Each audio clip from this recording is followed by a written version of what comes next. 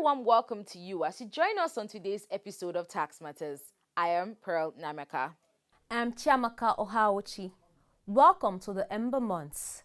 Please drive safely. Don't drink when you drive. If you must drink, drink water. The 2019 general elections in Nigeria are just 5 months away. Politicians are already on the campaign trail. With this, we are beginning to see politicians making sales pitches, as it were, promising heaven and earth to the electorate. On today's episode of Tax Matters, you are going to see a lot of pitching and campaigning. We will be talking about VAT, value-added tax. Value-added tax is a tax applied on the value added to goods and services at each stage in the production and distribution chain. It forms part of the final price the consumer has to pay for goods and services. In some countries, it is called goods and services tax or general sales tax. Value-added tax was introduced by the then federal military government via Decree 102 of 1993, which became effective in 1994 and required manufacturers, wholesalers, importers, and suppliers of vatable goods and services to be registered within 6 months of commencement of business. The value-added tax rate in Nigeria at introduction was 5% and remains so till date. There has been a raging debate as to whether the 5% rate should go up, and it has been an emotive debate. Towards the end of the tenure of the last administration, an attempt was made to increase the VAT rate from 5% to 10%. This was met with stiff opposition, forcing the government to drop the idea. That debate is being reopened today on Tax Matters. And the protagonists and the antagonists are the youths, the leaders of tomorrow. And the platform is the 4.0 edition of the National Tax Debate powered by the Tax Club, University of Lagos. In 2015, I sat in this auditorium, mesmerized at the quality of debaters and the level of organization put forth by students in organizing the National Tax Debate. I was astounded. It was the biggest event at that time. I quickly subscribed to join the Tax Club. Forward to 2018. I am humbled to stand before you as the president of the club, and I dare say that the National Tax Debate is even bigger, better, and more refined. It has shifted from having just 8 universities in the first year to 10 in the second year, to having 20 schools brought to even qualify to share their ideas on tax and tax issues. Initiator and coordinator of Unilag Tax Club and coordinator of the National Tax Debate, Professor Abiola Sani, gave the raison d'etre of the National Tax Debate. Why are we here? We are here to give voice to tax education among the youths. On the format of the debate, The finals is going to be in a form of presidential debate, where contestants will come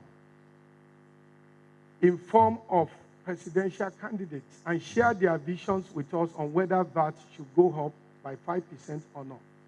This is a kind of a dream envisioned by the Tax Club, a kind of a dream by the youths, that they want to see a Nigeria whereby if you are going to become president, we want to know what your policies are on taxation.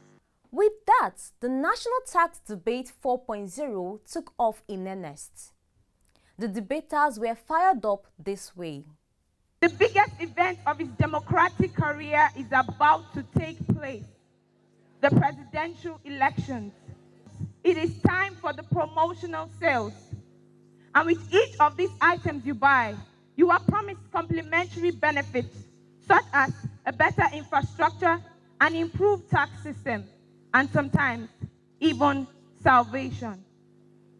But questions have come up. What can these presidential aspirants really do? One of such pertinent questions is whether the VAT rate should be increased. Why, you may ask? The value-added tax introduced in the 90s was implemented to generate revenue for the government's survival. However, in the current state of the nation's economy, some wonder, is the VAT rate serving the purpose for which it was introduced? Would an increase take us to the promised land or leave us in the wilderness? Well, this and other incidental questions will be answered by our political marketers today, the conservatives and the liberalists. Ladies and gentlemen, I welcome you to the finals of the National Tax Debate 2018.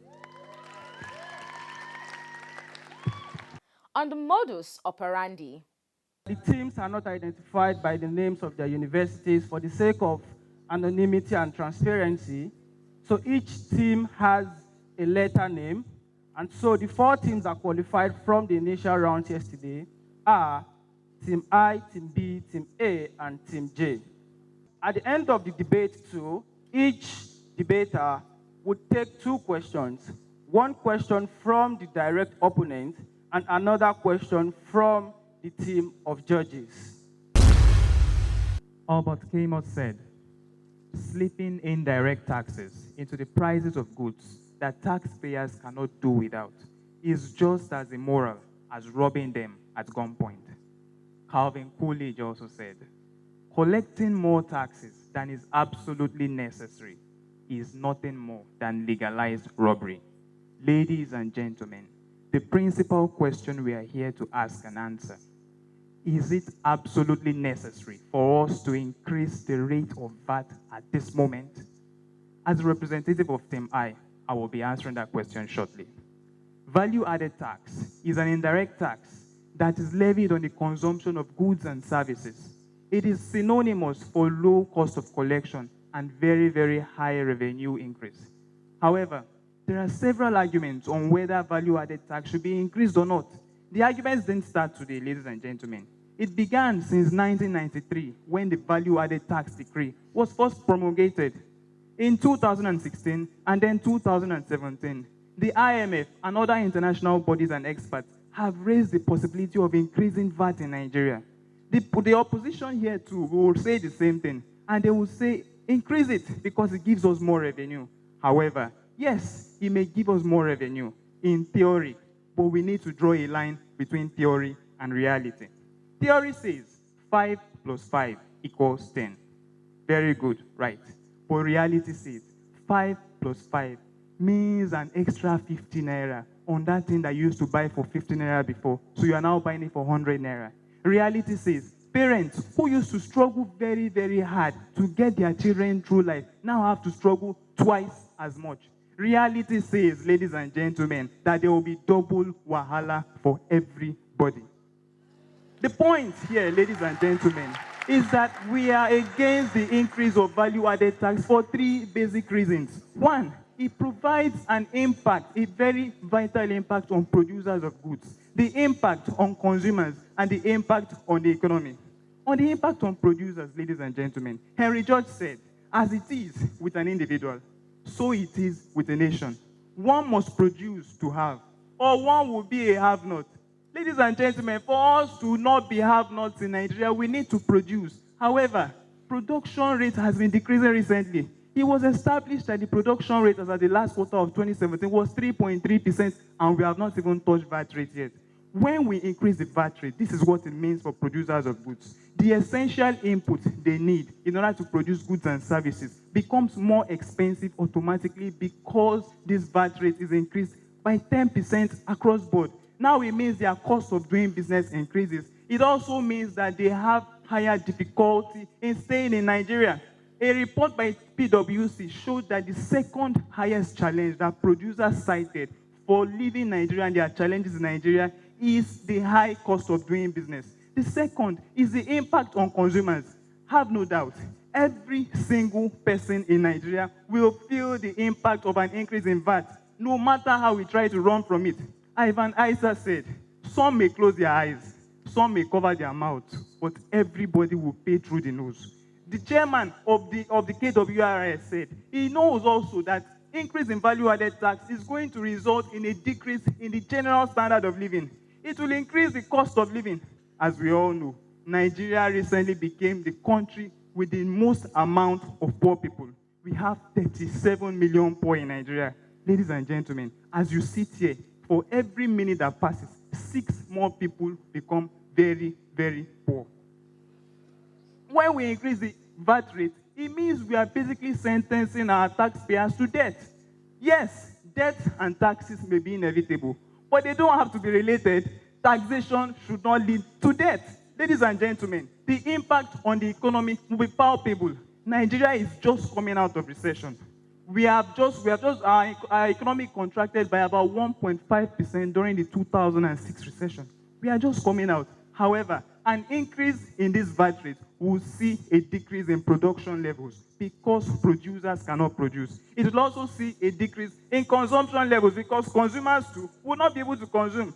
Yomi Olugbenro of Deloitte he said that Nigeria's consumption rate is very, very high. Of every 1 naira that we spend, 60 kobo is consumption matter. When we increase the consumption rate, it means all of these must decrease. Ladies and gentlemen, this gentleman on the other side will tell you that Nigeria's tax rate is lower than most countries in the world. He will tell you that Ghana, our neighbor, has a 15.5% rate. Yes, that is very, very true. But the words of Nikitobi stand sure. He said, we are not them, they are not us. This is Nigeria. Our situations are different. Our circumstances are different. Ladies and gentlemen, the solutions we need are different. These are the solutions that we need. First of all, we need to remedy the VAT system. There is a very, very big problem with our VAT system. Only 20% of businesses are registered for tax. Of those registered for tax, only 20% pay VAT at all. Recent statistics show that 55% of the entire VAT that we generate in Nigeria comes from Lagos State. 20% comes from Abuja. 5% comes from Kano. Where are the remaining states in Nigeria? Is it that they don't buy ShopRite bread in Port Harcourt? Is it that they don't eat Indomie in Enugu State? We have to do something about our VAT system. We must automate collection. We have to ensure that registration is done for every single person. The next thing we need to do is to increase productive capacity. If we don't produce, how can we eat? The lazy man must not eat. We have already started doing this by ensuring that there is a good business climate. However, we must continue. The government must continually shape its fiscal policies towards spending on those key indicators that will influence growth in the economy. The last thing we must do is we must ensure that there is an efficient administration of the other taxes. Let's not forget that VAT is not the only tax in Nigeria. There are 59 other taxes. In the end, the words of Kemi Adeosun ring true. There is no poor country that has a high compliance rate, and there is no rich country that has a low compliance rate. Even if VAT is increased to 100%, you can't keep doing the same thing and expect a different result. Thank you. VAT, Value Added Tax, is a tax paid on all goods and services and remitted by the seller of the goods or provider of the service to government. 5% VAT is added to the total cost of goods and services in Nigeria, and when remitted to government, is used for funding development. The VAT you pay will be used by government to develop our transport infrastructure, like roads and railway lines, to continually improve our educational sector by building more schools and upgrading existing ones, to provide adequate security and a better quality of life for us all. Pay your VAT. Make your contributions to the development of Nigeria. It pays to pay your tax. This message is from the Federal Inland Revenue Service.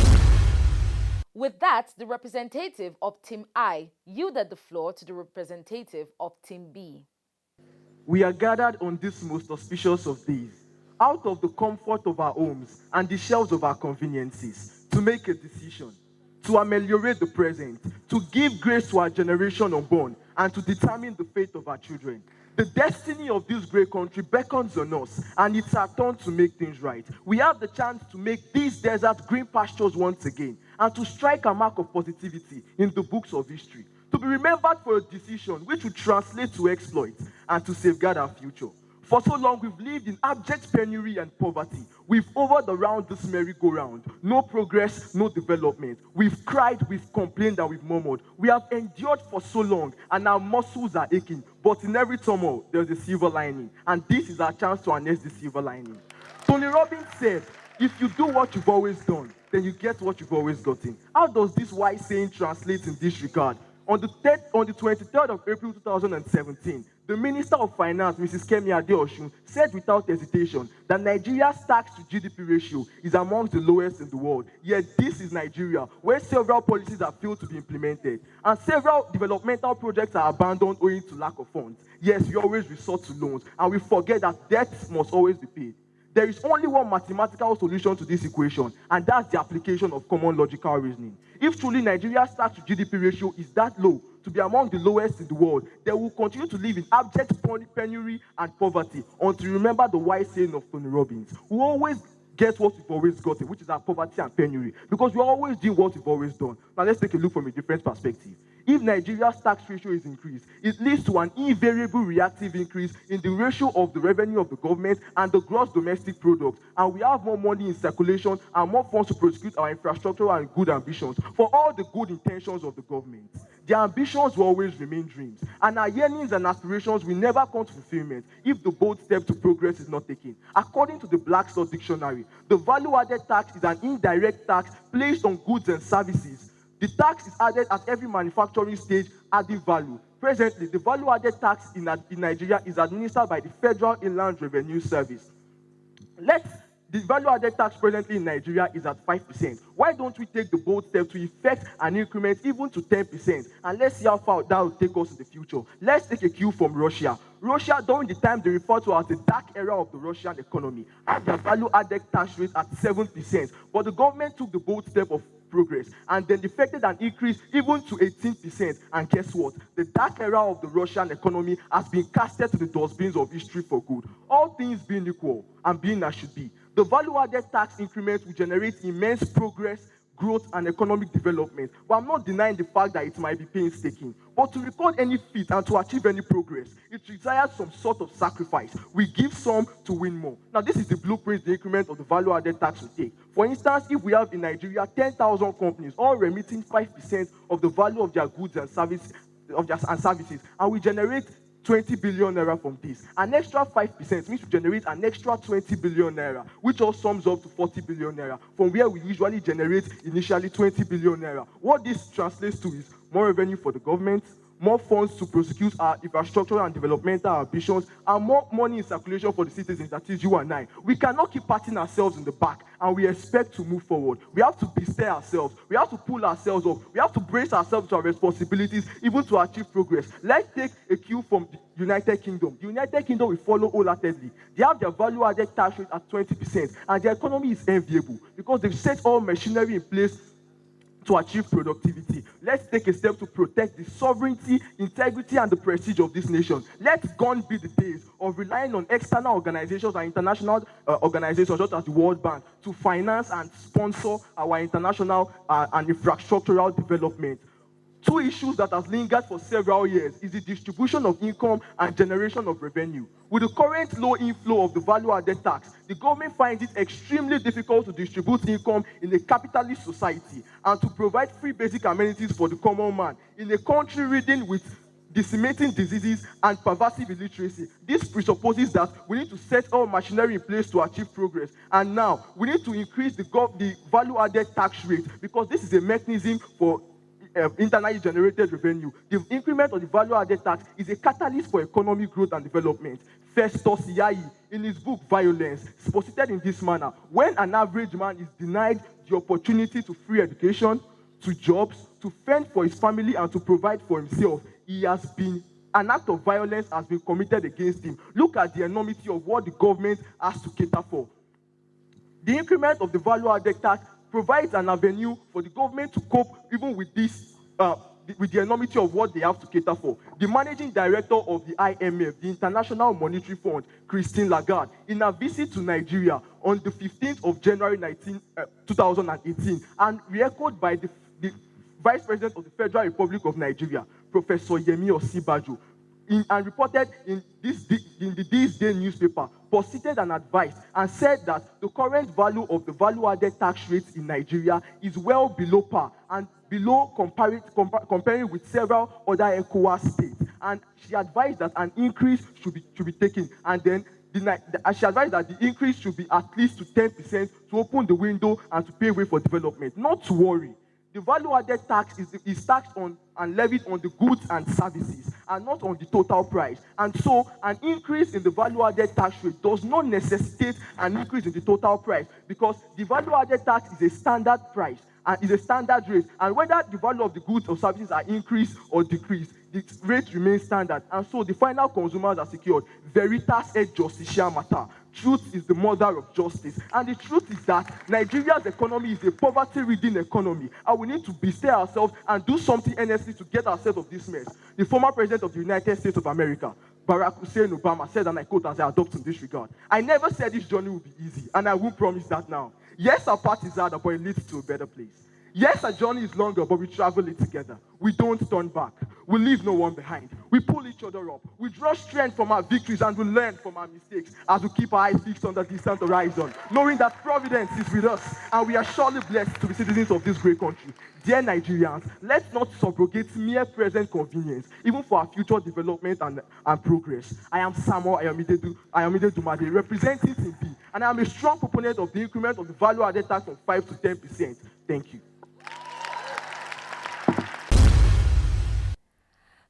Fireworks! Oh yes, it's getting hot.